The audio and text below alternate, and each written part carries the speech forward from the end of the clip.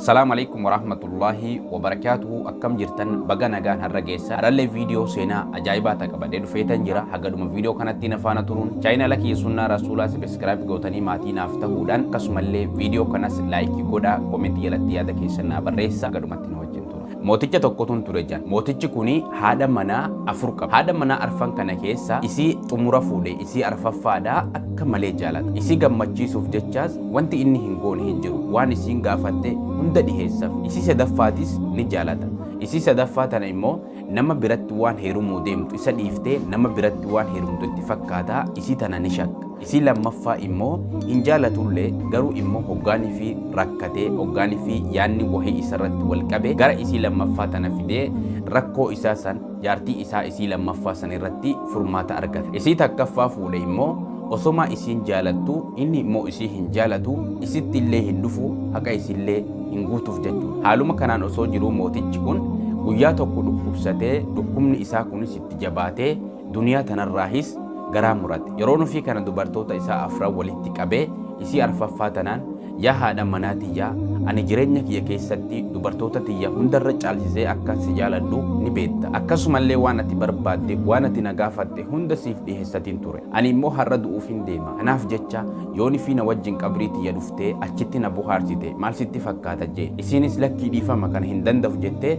atattamatti bakka sanii deemte jee. Isii sadaffaatis gaafatee ati hoo yaa jaartii tiyya na wajjin qabrii tiyya hin deemtu. Isiinis lakkii dhiifama ani duniyaa bareedduu tana dhiisee si wajjin qabrii hin seenu. Hoggaanii fi ati duute an nama biratti hirumeen jireenya kiyya jiraadha kana hin danda'u jettee. Isii lammaffaatis gaafatee ati hoo yaa jaartii tiyya jireenya kiyya keessatti rakkoo hedduu na furaa turte. Har'allee na wajjin qabrii tiyya seentee achitti hoo na bohaarsite hoo jee. Isiinis lakkii dhiifama kana godhuu hin danda'u.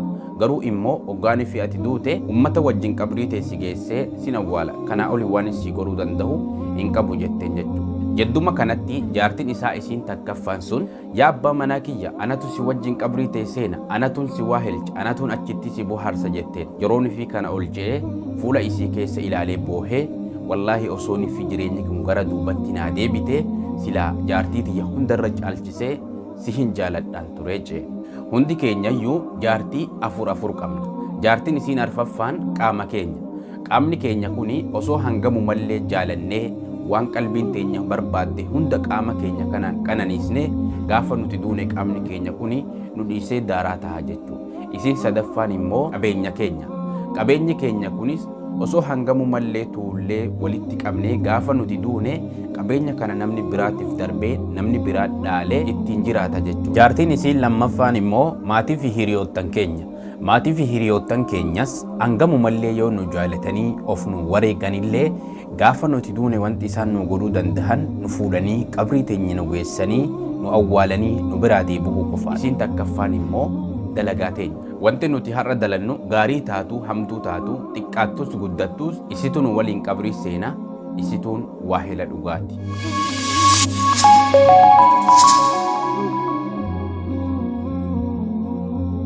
Assalamualaikum warahmatullahi wabarakatuh. Gurbaa dureessa tokko ture jira. Gurbaan kuni ilma gaheessa tokko qaba. Ilmi isaa kuni osoma qabeenya abbaa isaa kanaan jiraatu, osoma qabeenya abbaa isaa kanaan akka barbaade tahu lubbuun isaa ni cinqamti. Yeroo tokkollee raahaa hin qabu, qalbiin isaa mana hidhaa keessa jirti jechuudha. Kanaaf jecha abbaan isaa kun nama hayyuu yeroo san lafa jiru kan namoonni hedduun gara isatti deemanii furmaata irraa barbaadan biratti ilma isaa kana erge. Ilmi isaa kunis guyyaa 40 miilan deemee bakka hayyuun sun jiru dhaqqabate jechuudha. Hoggaanii fi dhaqee alaan argu masaraa hedduu guddaa keessa jiraata. Egasii ol seenee bira taa'ee rakkoo akkana natti jira furmaata naaf laadhu jeen. Hayyuun kunis ani amma furmaata siif laatu hin danda'u haa ta'u malee ka'iiti sa'a lamaaf masaraa kiyya kana keessa naanna'ii waan jiru hunda laalitii natti deebi'i jeen. Hoggaanii fi inni deemu immoo zayitii fal'aana irratti naqee itti kennee fal'aana kana qabadhuutii naannahi. Zayitiin kun immoo akka fal'aana kanarraa lafa hin buune zayitii kana qabadhu sa'a lama eega naannofte booda natti deebi'i jeen. Gurbaan kunis ka'ee zayitii fal'aana irratti qabatee naannahuu eegale. Sa'a lama eega naannahee booda zayitii sana akkasumatti qabatee itti deebi'e. Hoggaanii fi inni deebi'u hayyuun kunis gaafatee maal fa'a agarte? Ooyiruu bareedduu gama san jirtu agartee jeen. Innis lakkii hin agarree jeen. Ammallee beelladoota gama sanitti hidhamanii jiran hoo agartee jennaan lakkii hin agarree jeen. Waan hedduu gaggaafatee hundumaa hin agarree jeen.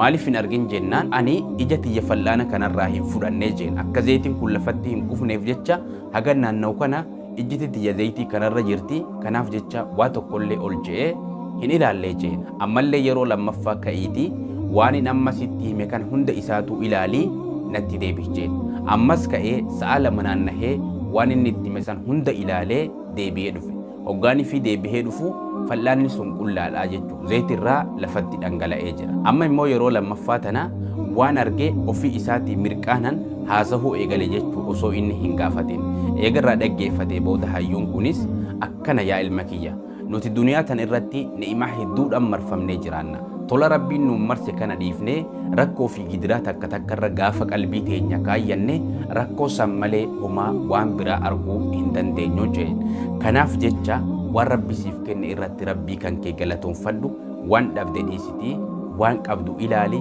rabbii kan keetii wajjin jiraadhu akkasitti gammachuudhaan jiraattaa jeen duniyaa tana irratti eeyyee dubbiin akkasuma namni mana isaa keessa taa'ee maatii isaa wajjin taa'ee mana isaa keessatti rakkoon isa cinqitee rakkoon isatti baay'atte nama waggootaaf mana hidhaa keessatti itti cufamee mana hidhaa keessa jiru yaadatuu qaba akkasumallee inni mana hidhaa keessa jiru sunis nama mana haakimatti firaashaa mana haakimarra ciisee dhukkubarraa sa'a 24 ijju yaadatuu qabaa jechuudha namni kun hundinuu qooda mataa isaa kan rabbiin qoodeef ni qaba atilleen osoon akka abaluu tahee hin jayiniiti waanuma si bira jiru ilaali.